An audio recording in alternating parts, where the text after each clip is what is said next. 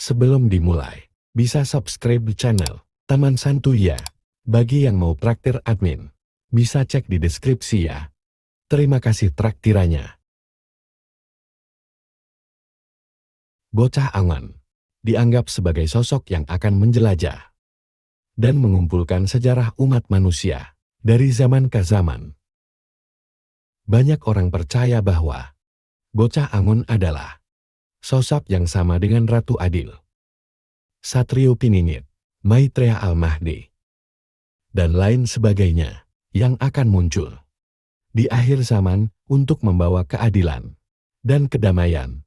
Namun identitas dan waktu kemunculan Bocah Angon ini masih menjadi misteri yang belum terungkap sampai dengan saat ini.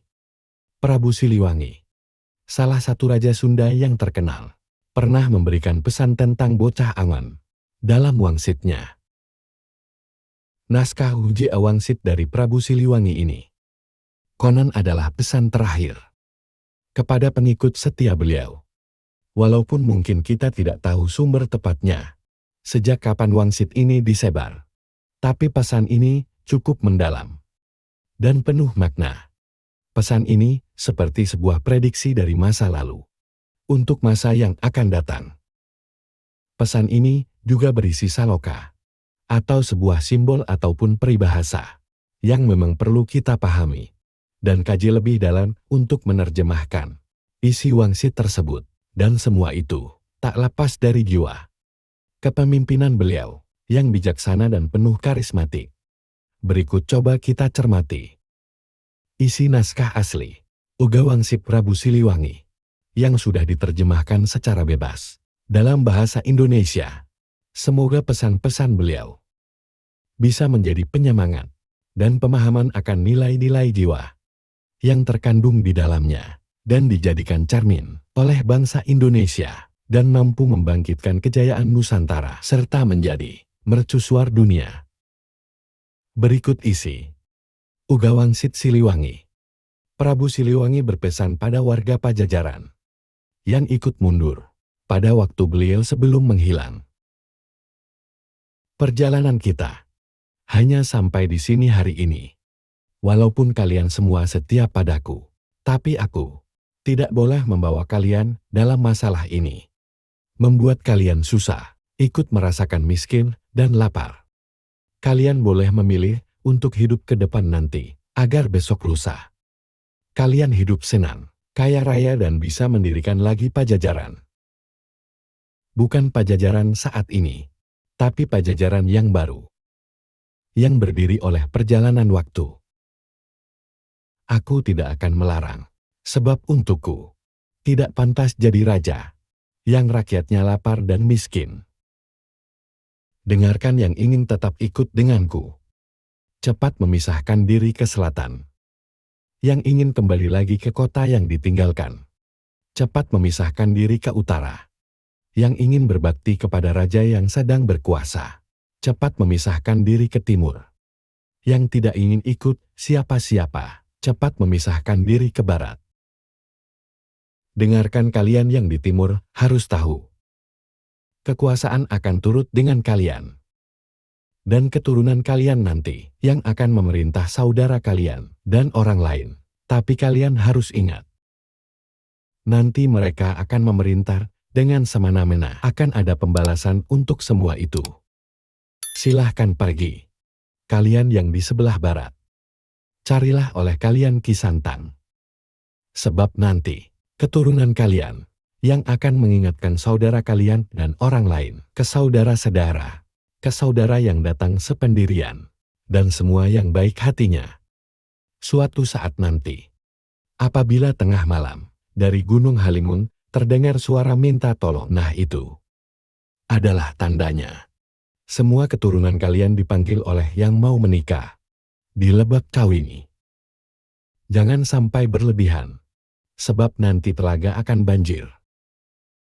Silakan pergi. Ingat jangan menoleh ke belakang. Kalian yang di sebelah utara dengarkan. Kota takkan pernah kalian datangi. Yang kalian temui hanya padang yang perlu diolah. Keturunan kalian Kebanyakan akan menjadi rakyat biasa. Adapun yang menjadi penguasa, tetap tidak mempunyai kekuasaan. Suatu hari nanti, akan kedatangan tamu. Banyak tamu dari jauh. Tapi tamu yang menyusahkan waspadalah. Semua keturunan kalian akan aku kunjungi. Tapi hanya pada waktu tertentu.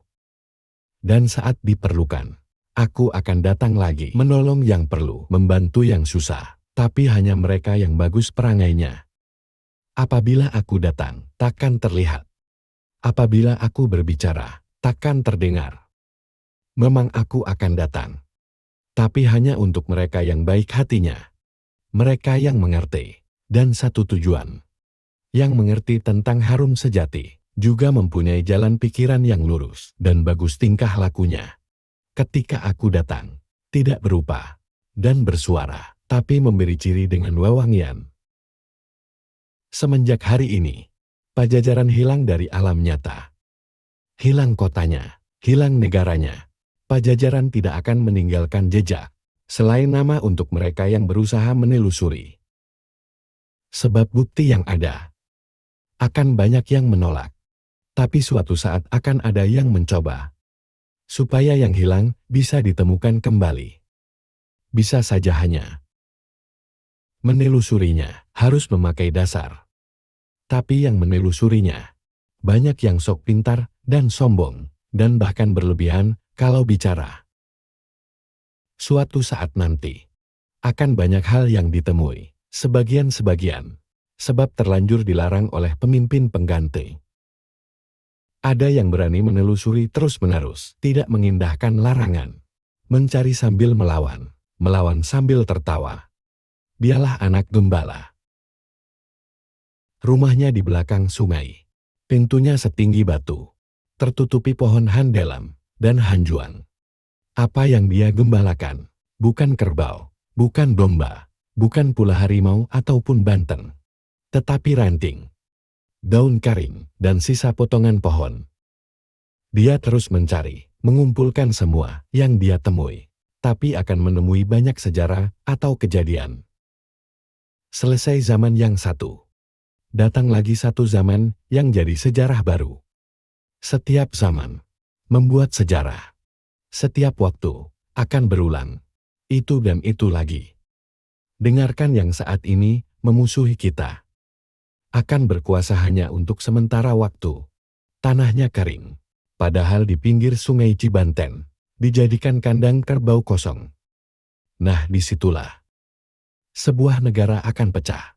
Pecah oleh kerbau bul, yang digembalakan oleh orang yang tinggi, dan memerintah di pusat kota.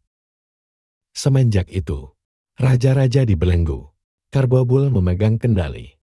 Dan keturunan kita hanya jadi orang suruhan. Tapi kendali itu tak terasa sebab semuanya serba dipenuhi. Dan murah, serta banyak pilihan. Semenjak itu, pekerjaan dikuasai monyet. Suatu saat nanti, keturunan kita akan ada yang sadar. Tapi sadar seperti terbangun dari mimpi. Dari yang hilang dulu semakin banyak yang terbongkar. Tapi banyak yang tertukar sejarahnya. Banyak yang dicuri. Bahkan dijual. Keturunan kita banyak yang tidak tahu bahwa zaman sudah berganti. Pada saat itu, geger di seluruh negara. Pintu dihancurkan oleh mereka para pemimpin. Tapi pemimpin yang salah arah. Yang memerintah bersembunyi. Pusat kota kosong, kerbau bulih kabur. Negara pecahan diserbu monyet, keturunan kita. Anak tertawa, tapi tertawa yang terpotong. Sebab ternyata, pasar habis oleh penyakit. Sawah habis oleh penyakit. Tempat padi habis oleh penyakit. Kebun habis oleh penyakit. Perempuan hamil oleh penyakit. Semuanya diserbu oleh penyakit. Keturunan kita takut oleh segala yang berbau penyakit. Semua alat digunakan untuk menyembuhkan penyakit. Sebab sudah semakin parah. Yang mengerjakan masih bangsa sendiri. Banyak yang mati kelaparan semenjak. Itu keturunan kita. Banyak yang berharap bisa bercocok tanam. Sambil sok tahu membuka lahan. Mereka tidak sadar bahwa zaman sudah berganti cerita lagi. Lalu, sayup-sayup dari ujung laut utara terdengar gemuruh. Burung menetaskan telur, riuh seluruh bumi. Sementara di sini ramai oleh perang. Saling menindas antara sesama. Penyakit bermunculan di sana-sini. Lalu keturunan kita mengamuk. Mengamuk tanpa aturan. Banyak yang mati tanpa dosa. Jelas-jelas musuh dijadikan teman. Yang jelas-jelas teman dijadikan musuh. Mendadak banyak pemimpin dengan cara sendiri. Yang bingung, semakin bingung. Banyak anak kecil sudah menjadi bapak. Yang mengamuk tanpa berkuasa. Mengamuk tanpa pandang bulu. Yang putih dihancurkan. Yang hitam diusir. Kepulauan ini semakin kacau. Sebab banyak yang mengamuk. Tidak beda dengan tawon. Hanya karena dirusak sarafnya, seluruh nusa dihancurkan dan dikejar. Tetapi ada yang menghentikan. Yang menghentikan adalah orang seberang. Lalu berdiri lagi penguasa yang berasal dari orang biasa. Tapi memang keturunan penguasa dahulu kala. Dan ibunya adalah seorang putri Pulau Dewata. Karena jelas keturunan penguasa-penguasa baru. Susah dianiaya. Semenjak itu, berganti lagi zaman. Ganti zaman, ganti cerita kapan. Tidak lama setelah bulan muncul di siang hari. Disusul oleh lewatnya komen yang terang benderang. Di bekas negara kita, berdiri lagi sebuah negara-negara. Di dalam negara, dan pemimpinnya bukan keturunan Pajajaran. Lalu akan ada penguasa. Tapi penguasa yang mendirikan benteng yang tidak boleh dibuka, yang mendirikan pintu yang tidak boleh ditutup, membuat pancuran di tengah jalan, memelihara elang di pohon beringin. Memang penguasa buta. Bukan buta pemaksa, tetapi buta tidak melihat. Segala penyakit dan penderitaan penjahat, juga pencuri, menggerogoti rakyat yang sudah susah. Sekalinya ada yang berani mengingatkan. Yang diburu, bukanlah penderitaan itu semua, tetapi orang yang mengingatkannya. Semakin maju, semakin banyak penguasa yang buta tuli, memerintah sambil menyembah berhala. Lalu anak-anak muda salah pergaulan. Aturan hanya menjadi bahan omongan, karena yang membuatnya bukan orang yang mengerti. Aturan itu sendiri, wajar saja bila kolam semuanya mengering. Pertanian semuanya fuso, bulir padi banyak yang diselewengkan. Sebab yang berjanjinya banyak tukang bohong. Semua diberangus janji-janji belaka. Terlalu banyak orang pintar, tapi pintar keblinger. Pada saat itu, datang pemuda berjanggut. Datangnya memakai baju serba hitam, sambil menyanding sarung tua. Membangunkan semua yang salah arah. Mengingatkan pada yang lupa. Tapi tidak dianggap. Karena pintar ke telinga. Maunya menang sendiri. Mereka tidak sadar. Langit sudah memerah. Asap mengebul dari perapian. Alih-alih dianggap, pemuda berjanggut ditangkap, dimasukkan penjara. Lalu mereka mengacak-acak tanah. Orang lain beralasan mencari musuh, tapi sebenarnya mereka sengaja membuat permusuhan. Waspadalah sebab mereka nanti akan melarang untuk menceritakan Pajajaran sebab takut ketahuan bahwa mereka yang jadi gara-gara selama ini penguasa yang buta. Semakin hari semakin berkuasa, melebihi kerbau bul. Mereka tidak sadar, zaman manusia sudah dikuasai oleh kelakuan hewan.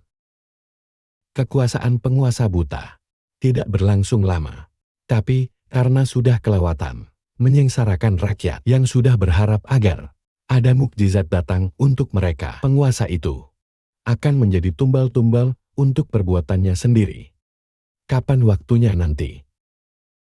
Saat munculnya anak gembala. Di situ akan banyak huru-hara yang bermula di satu daerah. Semakin lama semakin besar, meluas di seluruh negara. Yang tidak tahu menjadi gila. Dan ikut-ikutan menyerobot dan bertengkar, dipimpin oleh pemuda gendut. Sebabnya bertengkar, memperebutkan tanah. Yang sudah punya, ingin lebih. yang berhak meminta bagiannya. Hanya yang sadar pada dia. Mereka hanya menonton, tapi tetap terbawa-bawa. Yang bertengkar, lalu terdiam, dan sadar ternyata mereka memperebutkan pepesan kosong.